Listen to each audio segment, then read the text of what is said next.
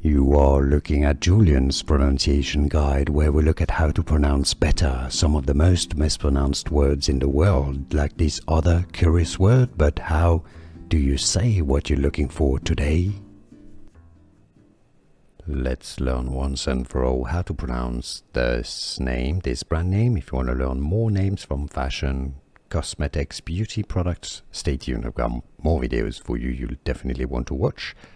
From French originally, la neige, it means the snow in French. La neige. Neige is snow in French. In French, there's no stress on any of the two syllables, but generally in English it's pronounced more as le neige.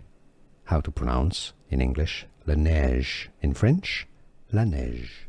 Here are more videos on how to pronounce more confusing words and names too many mispronounced. Like this video if you found it useful. I appreciate your support. I'll see you soon and thanks for watching.